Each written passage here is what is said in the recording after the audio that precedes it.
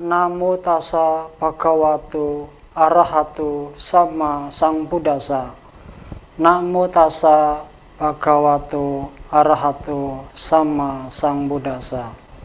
Namo tassa bhagavato arahato sama sambuddhassa. Selamat sore saudara-saudara yang berbahagia dimanapun Anda berada. Kita berjumpa kembali dalam acara Sentuhan Jiwa di Jurnal TV. Namo Buddhaya. Baiklah saudara-saudara yang berbahagia, pada kesempatan ini saya akan mencoba untuk mengupas tentang pelimpahan jasa. Jadi saudara-saudara yang berbahagia, umat Buddha mengenal yang namanya pelimpahan jasa. Pelimpahan jasa ini tujuannya ditujukan untuk para leluhur. Jadi ketika leluhur kita sudah meninggal, maka kita juga masih bisa berbakti kepada mereka. Dengan cara apa? Ya dengan cara pelimpahan jasa. Sebelum kita mengupas hal tersebut, saya akan menyampaikan beberapa hal. Yang pertama adalah bahwa di dalam agama Buddha diajarkan tentang bagaimana kita seharusnya berbakti kepada orang tua. Jadi berbakti kepada orang tua itu adalah merupakan sebab-sebab kemakmuran di dalam agama Buddha. Jadi tentu kita sebagai manusia yang dilahirkan semua tentu mempunyai orang tua. Nah, orang tua inilah yang wajib kita hormati dan berikan bakti kepada mereka.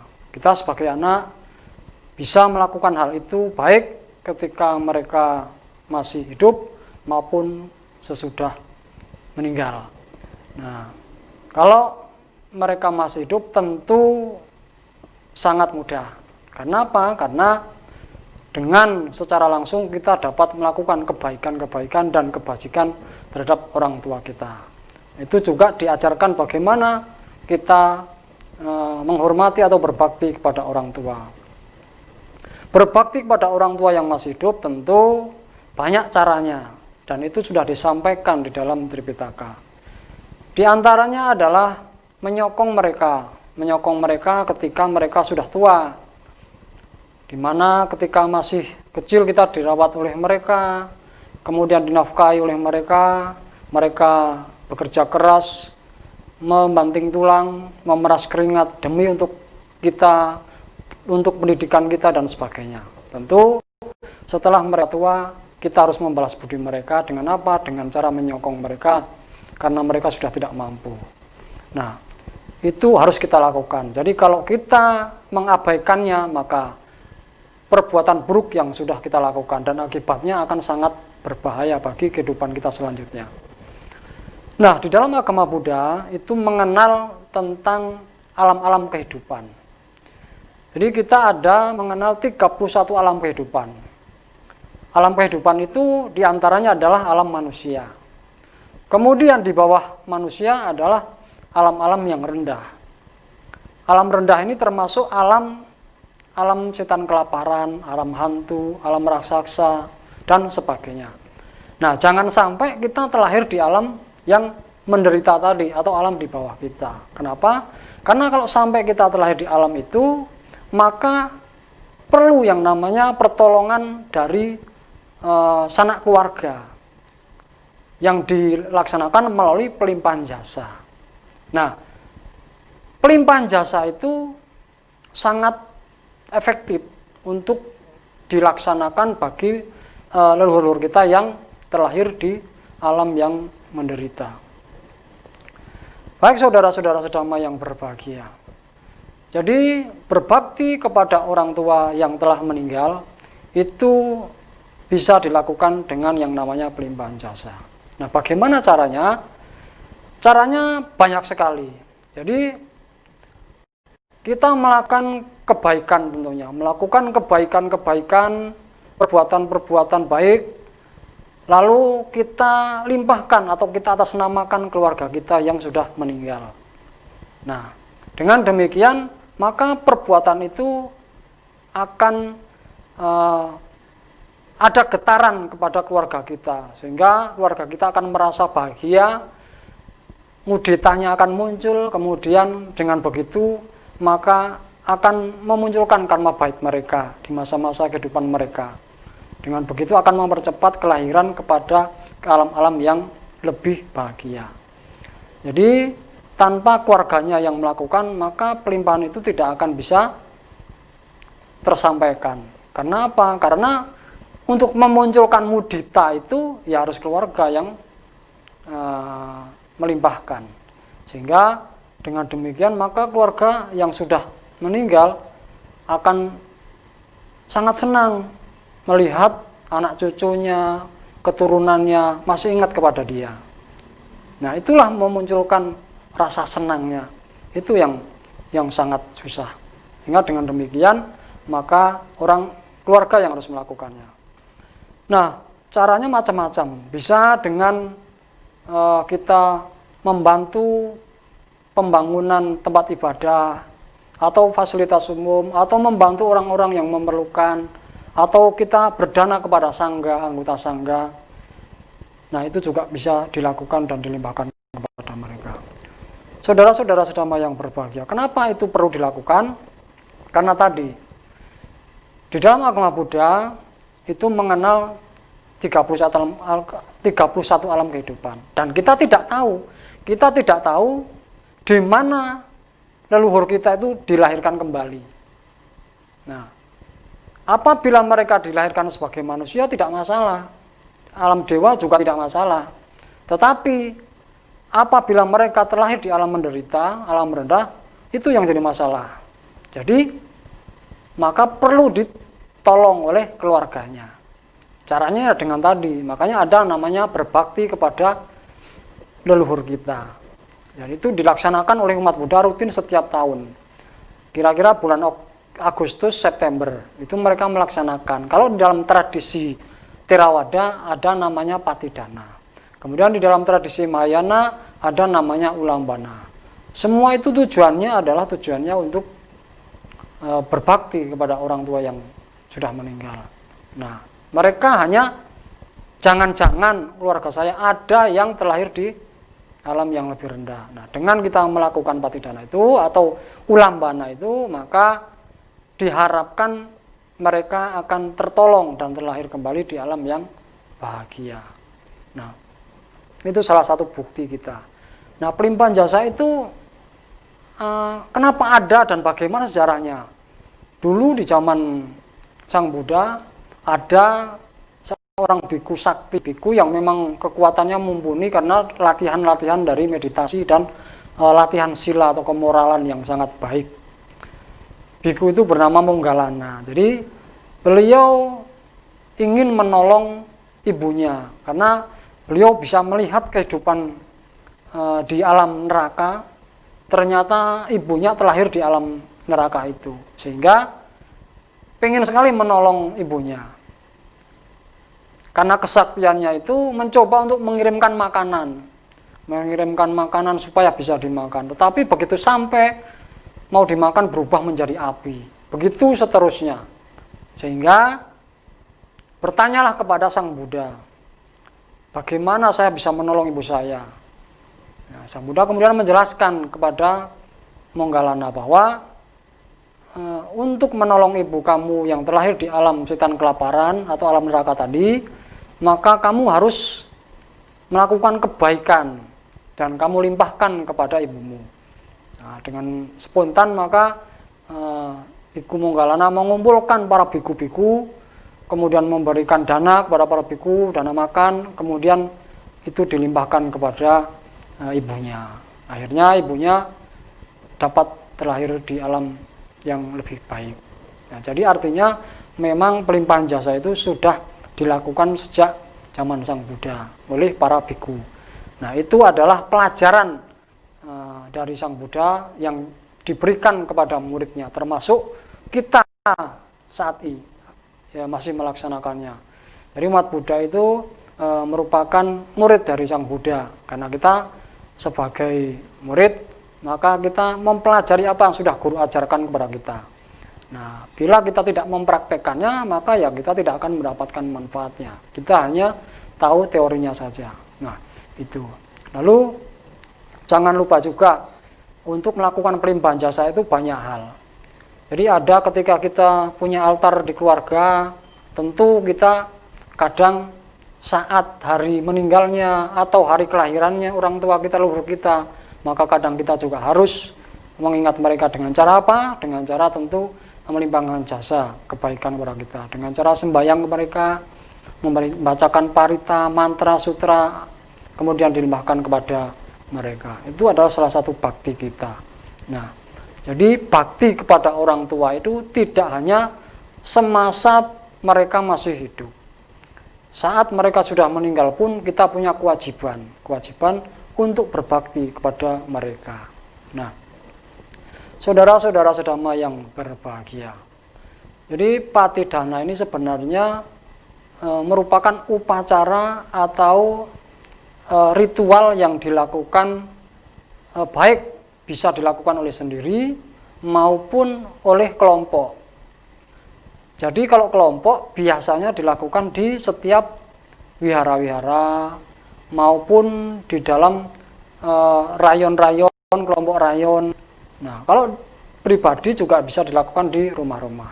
Nah, intinya semua adalah melakukan kebaikan. Jadi kalau memang melakukan rame-rame di wihara bisa dilakukan itu. Biasanya kalau tradisi Theravada maupun Mahayana saya rasa sama. Semua tujuannya untuk melimpahkan jasa dengan cara tadi biasanya menuliskan nama-nama yang akan dilimpahkan. Jadi tuliskan nama-nama itu, kemudian setelah selesai upacara nanti dibacakan, dilimpahkan, kemudian apa yang menjadi persembahan, sumbangan-sumbangan itu tadi diberikan kepada panti sosial, kemudian kepada mereka yang membutuhkan. Nah, itu adalah perbuatan baiknya. Jadi perbuatan baik itulah yang kita limpahkan atas nama leluhur kita. Nah, itu. Jadi tanpa kita melakukan itu, maka tentu mereka tidak ada yang menolong. Karena bagaimana menolong dirinya sendiri? Karena untuk menyelamatkan saat itu saja mereka tidak mampu. Nah, yang bisa adalah keluarganya yang masih hidup, melakukan kebaikan-kebaikan. Nah, itulah yang dapat kita lakukan untuk mereka. Jadi, saudara-saudara sedama yang berbahagia, ternyata di dalam agama Buddha itu tidak hanya mempelajari tentang bagaimana kita kehidupan saat ini, tapi kehidupan yang akan datang pun itu juga disampaikan bagaimana cara melaksanakan kebaikan itu. Jadi, saudara-saudara sedama yang berbahagia, di dalam Punarbhawa Sutta itu juga dijelaskan oleh Sang Buddha bahwa sebab-sebab keruntuhan manusia salah satunya adalah apa? Salah satunya adalah tidak menyokong orang tua atau tidak berbakti kepada orang tua. Itu adalah salah satu sebab keruntuhan manusia. Nah, jadi jangan heran apabila orang yang sudah hidupnya enak, sudah kaya, sudah nyaman, kemudian lupa dengan orang tua. Dulu orang tua sering menggendong kita, bahkan ketika makanan hanya satu piring, orang tua rela tidak makan, diberikan kepada anak-anaknya. Saking cintanya orang tua kepada anak-anaknya. Nah, setelah mereka tidak bisa apa-apa, sudah tua renta, kita tidak mau memelihara atau istilahnya mengasuhnya, kemudian peduli terhadap mereka. Tentu itu sangat ironis sekali, karena itu sang orang tua itu sebenarnya adalah dewa yang ada di depan mata kita, yang seharusnya kita puji, kita berikan yang terbaik untuk mereka, dan itu merupakan berkah utama bagi manusia atau bagi anak. Karena itu sebab keruntuhan adalah seorang anak yang tidak berbakti kepada mereka. Jadi di dalam agama Buddha tentu ini menjadi pokok bagaimana seorang anak itu harus berbakti. Nah, efeknya tentu akan sangat bahaya bagi kehidupan kita selanjutnya apabila kita melanggarnya. Nah, keruntuhan tadi yang disampaikan oleh Sang Buddha itu sudah terjadi di mana-mana. Bagaimana seorang, bahkan ada pepatah bahwa surga dari telapak kaki ibu. Karena memang begitu perjuangan ibu dari kita lahir sampai dewasa sungguh luar biasa. Sehingga kalau kita menyengsarakan mereka, maka karma buruknya luar biasa. Sehingga apa yang akan kita terima di dunia ini pun juga akan terima, dan akhirnya nanti di kehidupan selanjutnya juga kita masih akan menerima hasil dari perbuatan buruk itu. Jadi bila kita menyayangi mereka, maka disampaikan di dalam Sutta bahwa rezeki kita juga akan lancar, kemudian umur juga panjang, kesehatan juga akan baik, kemudian disayangi oleh semua orang, kemudian akan jauh dari bahaya, jauh dari malapetaka. Nah, itu adalah berkah seorang anak terhadap baktinya pada orang tua. Saudara-saudara sedama yang berbahagia, kita sebagai anak kadang lupa dengan perjuangan mereka. Kadang kita kalah dengan kesibukan kita. Kita kadang kalah dengan urusan kita. Kita juga kadang kalah dengan pekerjaan kita.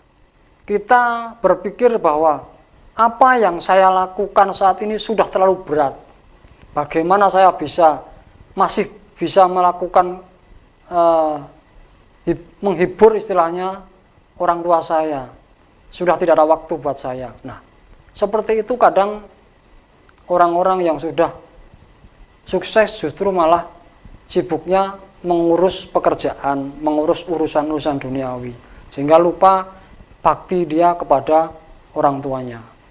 Padahal perbuatan baik itulah yang akan mengantarkan kita setelah kita meninggal nanti. Jadi apa yang kita cari di dunia ini, apa yang kita sibukkan di dunia ini, apa yang menguras waktu kita di dunia ini, sebenarnya tidak akan menemani kita ketika kita sudah meninggal nanti. Justru yang akan menemani kita adalah perbuatan-perbuatan baik kita. Nah, makanya itu boleh orang Buddha itu kaya, boleh, sangat-sangat boleh. Sibuk juga boleh, bukan tidak boleh. Tetapi kesibukan itu boleh, tapi jangan sampai melupakan kewajiban kita untuk berbuat baik kepada orang tua kita, bahkan kepada semua orang. Kemudian kalau kita memang sudah bisa mengumpulkan kekayaan sebanyak-banyaknya dengan cara yang benar, maka lakukan kekayaan itu atau salurkan kekayaan itu, pergunakan kekayaan itu untuk kebaikan juga. Tidak boleh dilakukan atau dihabiskan atau diperuntukkan untuk dirinya sendiri. Kenapa? Karena hanya akan menimbulkan keserakahan saja.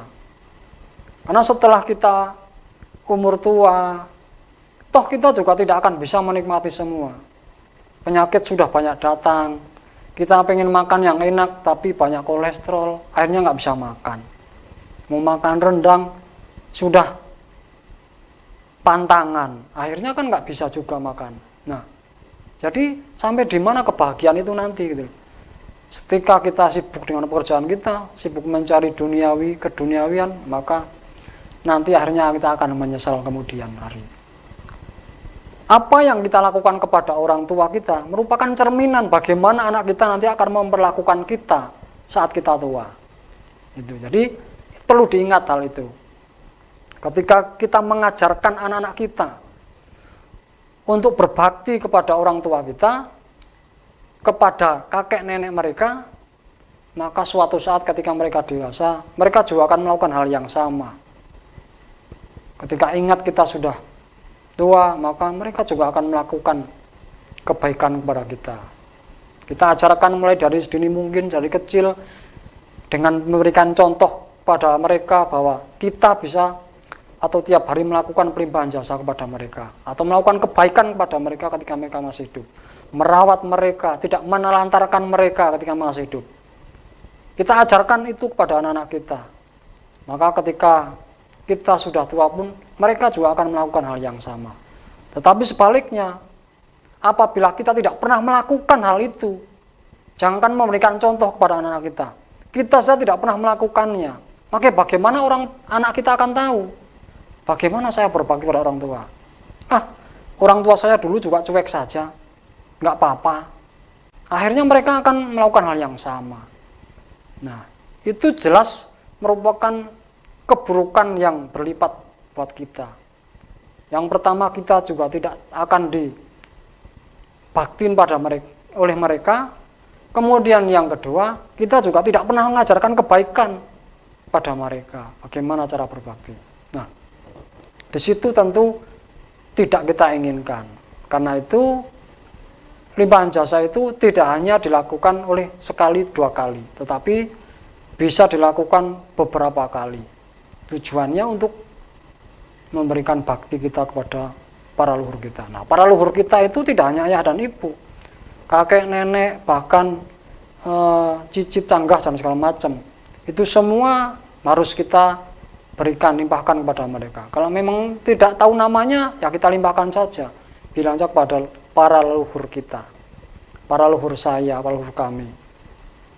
Nah, dengan seperti itu, mereka akan tahu bahwa, wah, cicit saya masih ingat memberikan kebaikan kepada kita yang sudah meninggal. Nah, itulah akan memunculkan mudita mereka, dan itu akan membuat mereka terlahir dalam lebih baik, karena hal itu ya yang harus kita munculkan di dalam pikiran mereka.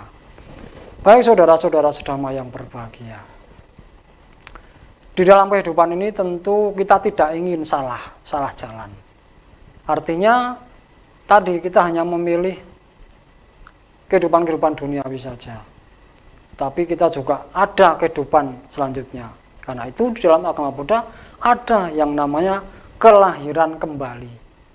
Jadi setelah kita meninggal itu, kita akan dilahirkan lagi. Gitu. Nah, di mana? Ya tentu saja sesuai dengan perbuatan kita. Ada 31 alam kehidupan. Di atas alam manusia itu ada namanya alam dewa. Alam dewa, alam Brahma, segala macam itu banyak sekali. Kemudian di bawah alam manusia ada nama alam hewan, alam binatang tadi, atau alam neraka, alam setan, alam hantu, alam raksasa. Nah, jangan sampai kita di bawah manusia, gitu. Karena kalau kita sampai terlahir di bawah, artinya kita perlu pertolongan keluarga, leluhur kita.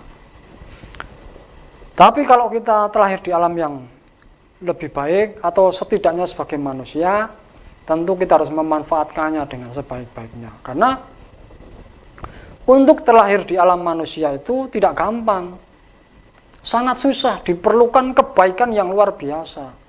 Karena itu ketika saat ini terlahir sebagai seorang manusia, maka kita seharusnya mensyukurinya dengan cara apa? Dengan cara melakukan banyak kebaikan, banyak kebajikan. Karena itu kesempatan kita. Di sisi lain itu merupakan kesempatan kita untuk melakukan paramita, mengumpulkan paramita, supaya kita bisa terlahir di alam yang lebih baik. Setidaknya kalau memang bisa terlahir sebagai manusia kembali, maka dapat terlahir sebagai manusia yang sempurna, yang punya kedudukan, yang kaya raya, kemudian disegani orang, punya kedudukan, dan segala macam. Semua itu hasil perbuatan masa lampau dan perbuatan saat ini. Perbuatan masa lampau itu merupakan kumpulan-kumpulan kebaikan itu yang akan mengkondisikan kita punya bekal untuk hidup lebih baik dan ditunjang dengan usaha saat ini. Karena kehidupan kita itu bukan tergantung oleh makhluk lain atau orang lain, tapi bergantung pada diri kita sendiri. Kita itu dilahirkan oleh karma kita sendiri, dilindungi oleh karma kita sendiri. Jadi kalau sudah terlahir oleh karma kita sendiri, maka yang bertanggung jawab terhadap kehidupan kita, ya diri kita sendiri, bukan orang lain. Jadi jangan pernah menyalahkan pihak lain. Ketika Anda terlahir cacat misalnya, jangan salahkan ibunya, jangan salahkan yang lain, makhluk lain. Karena memang itu adalah perbuatan kita masa lampau. masa lampau. Jadi masa lalu itu merupakan perbuatan yang akan kita bawa pada kehidupan selanjutnya. Saudara-saudara sedama yang berbahagia.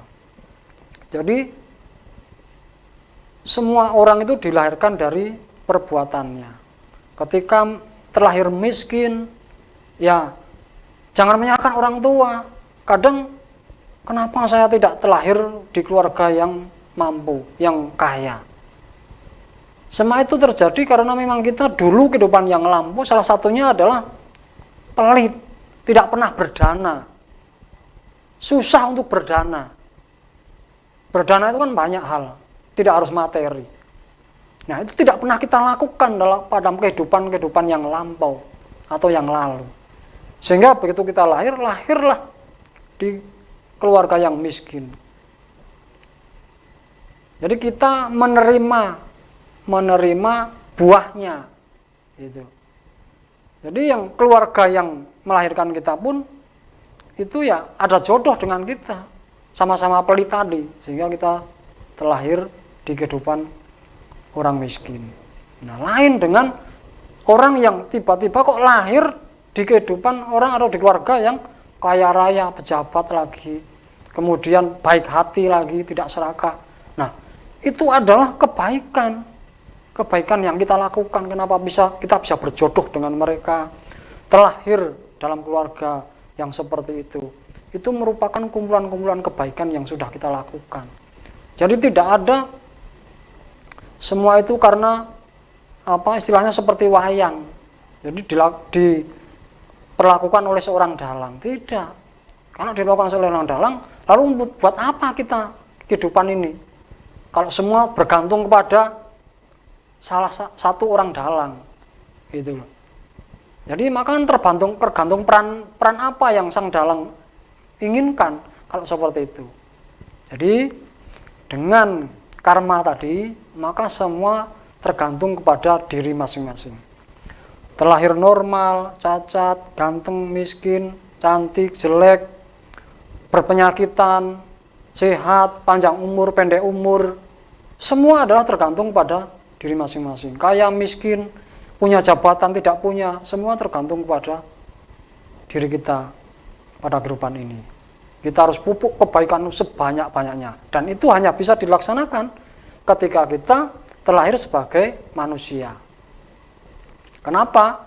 Karena kalau kita terlahir di alam neraka, kita tidak akan mungkin melakukan kebaikan. Karena menolong diri sendiri pun kita tidak bisa. Bahkan malah kita memerlukan pertolongan dari keluarga yang masih hidup. Nah, di saat kita terlahir sebagai manusia, maka manfaatkan itu sebaik-baiknya untuk melakukan kebaikan. Ketika kita terlahir di alam dewa juga sama. Di atas manusia ada namanya dewa tingkat rendah. Mereka hidupnya ya di batu-batu, di sungai-sungai, di gunung-gunung, di gua-gua, di pohon-pohon. Nah, mereka itu ketika kita melakukan kebaikan kepada mereka, kita melimpahkan, istilahnya kita berbakti kepada mereka, maka mereka juga akan menolong kita, karena kita berteman dengan mereka, kita permisi kepada mereka ketika kita melakukan aktivitas di sekitar mereka. Kita tidak tahu, maka ketika kita bepergian ke rumah-rumah yang asing, ke tempat-tempat yang asing, maka kita perlu baca doa, permisi kepada mereka. Siapa tahu mereka menunggu di sekitar situ. Nah, itu juga salah satu kita berteman dengan mereka. Nah, mereka bisa menolong kita. Mereka juga bisa jahil kepada kita. Nah, dewa itu namanya dewa tingkat rendah. Kemudian kalau dewa tingkat yang lebih tinggi lagi, mereka sudah di surga, alam surga namanya. Nah, di alam surga itu isinya adalah kesenangan. Karena mereka bisa menciptakan apa saja untuk dirinya sendiri. Mau makan apa saja bisa. Mereka hanya tinggal menciptakan saja sendiri, gitu loh. Nah, karena kesenangan yang luar biasa tadi, sudah tidak perlu lagi orang minta tolong kepada yang lain. Satu sama lain sudah tidak perlu, karena masing-masing sudah mampu melakukannya sendiri. Nah, tentu tidak bisa melakukan kebaikan, karena tidak ada objeknya. Kepada siapa saya akan melakukan kebaikan? Semua sudah bisa melakukan sendiri. Gitu. Karena itu mereka pada akhirnya hanya menghabiskan karma baik saja. Setelah karma baiknya habis, maka mereka akan turun lagi ke alam yang rendah. Entah itu manusia ataupun di bawah manusia. Nah, kalau di dalam alam manusia ini ada objeknya gitu loh. Kenapa? Ketika kita lewat di jalan misalnya, kemudian ada orang yang memang memerlukan bantuan kita, kemudian kita bantu. Artinya memang ada objeknya gitu loh. Kemudian kita membantu pembangunan sarana umum misalnya, entah itu jalan, entah itu irigasi, entah itu pos ronda, bahkan itu juga merupakan kebaikan. Artinya itu sangat banyaklah di alam manusia ini perbuatan-perbuatan yang bisa dilakukan, dan semua itu tergantung pada kita mau tidak melakukan itu gitu. Kalau kita memang niatnya mau mengumpulkan paramita-paramita kebaikan-kebaikan, maka seharusnya itu jangan sampai dilewatkan. Jadi setiap hari seharusnya apa yang sudah saya lakukan, kebaikan apa yang sudah saya lakukan, berapa kali kebaikan yang sudah saya lakukan untuk hari ini. Nah, kalau kita ingat terus hal itu, maka ketika kita tidak melakukan kebaikan, maka kita akan ingat terus, saya hari ini belum melakukan kebaikan, saya harus melakukan. Nah, ketika itu dilakukan terus, maka akan terkumpul tanpa kita sadari kebaikan-kebaikan itu. Kebaikan itu tidak hanya kejujuran merupakan kebaikan. Jujur tidak berbohong itu juga merupakan kebaikan. Tidak mengambil barang orang lain juga merupakan kebaikan. Tidak menyinggung perasaan orang lain merupakan kebaikan. Tidak mengucapkan kata kasar kepada orang lain itu merupakan kebaikan juga. Senyum kita kepada orang lain juga merupakan kebaikan. Apalagi pertolongan kita kepada orang lain sudah pasti melakukan kebaikan. Kemudian melakukan hal yang dari kecil sampai besar kita lakukan tergantung pada kemauan kita. Karena semua ada objeknya.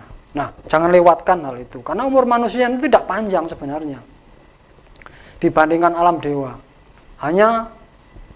Hanya seberapa menit saja dibandingkan dengan alam dewa. Karena itu sebenarnya kalau kita mengingat itu, maka kita harus tiada hari tanpa kebaikan.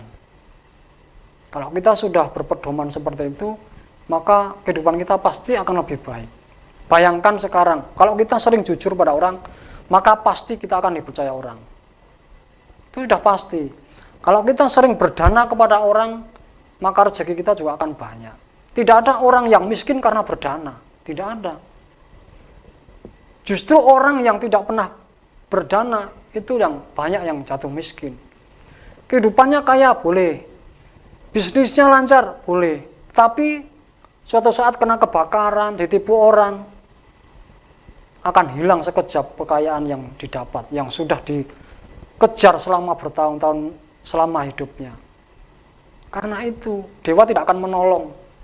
Tetapi bagi orang yang sering melakukan kebaikan, maka dewa pun akan menolong kita. Menolong dari apa? Dari orang-orang jahat, dari makhluk-makhluk jahat, dari api kebakaran, dari banjir, dari bencana. Semua harta kita akan terjaga. Karena kita selalu melakukan kebaikan.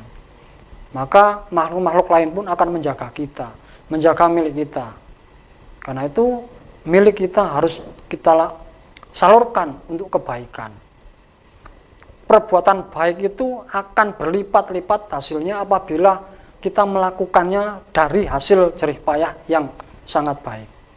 Memang jerih payah kebaikan, bukan dari hasil yang tidak baik yang kita lakukan untuk perbuatan baik. Nah, lakukan itu kita harus mencobanya. Kita harus berlatih supaya kita menjadi terbiasa dengan kebaikan-kebaikan itu. Karena kebaikan itu tanpa kita latih maka tidak akan terbiasa. Kalau sudah terbiasa maka sudah menjadi hal yang kurang apabila kita terlewatkan pada hari itu. Nah, semua itu harus kita latih. Tapi kalau perbuatan yang jahat mungkin tidak dilatih pun akan terampil dengan sendirinya. Karena apa? Karena memang perbuatan jahat itu cenderung dilakukan oleh pikiran-pikiran yang memang tidak baik, sehingga akan muncul dengan spontan. Makanya ada pepatah, jadi perbuatan jahat itu tidak tergantung pada niat. Ada kesempatan pun kalau ada niat itu orang bisa melakukan gitu. Nah, jangan sampai kita spontan melakukan hal yang jahat. Justru kita harus perkuat kebalikannya. Kita bisa spontan melakukan kebaikan. Ketika melihat orang jatuh, langsung kita punya naluri untuk menolongnya. Ketika kita melihat batu di jalan, kita langsung punya naluri untuk mengambilnya. Karena jangan sampai itu mencelakakan orang lain dan sebagainya. Nah, banyak sekali contoh-contohnya, banyak sekali sasarannya. Tergantung kepada kita mau melakukannya apa tidak. Bila kita memang sudah tekad untuk melakukannya, maka kita akan menjadi lebih baik pada kehidupan saat ini dan juga kehidupan yang akan datang. Dan jangan lupa kita juga harus melimpahkan jasa itu, kebaikan-kebaikan yang sudah kita lakukan tadi untuk para leluhur kita, orang tua kita, kakek nenek kita, dan seterusnya. Kita limpahkan kepada mereka. Itu merupakan kewajiban kita sebagai keturunannya. Karena itu merupakan kewajiban bakti kita kepada para leluhur. Dan itu sudah disampaikan di dalam Punarbawa Sutta. Jadi jangan sampai kita mengabaikannya, karena itu merupakan salah satu sebab keruntuhan manusia.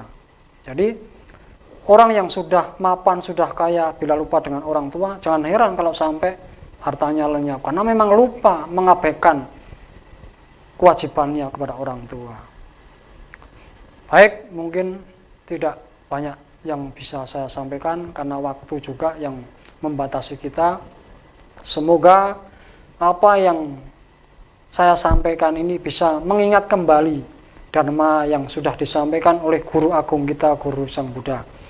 Mudah-mudahan kita juga jadi lebih bersemangat untuk melakukan kebaikan setiap hari tanpa kita menunggu, tetapi kita harus cari di mana saya bisa melakukan kebaikan itu. Karena apa? Kebaikan itu akan kembali kepada kita.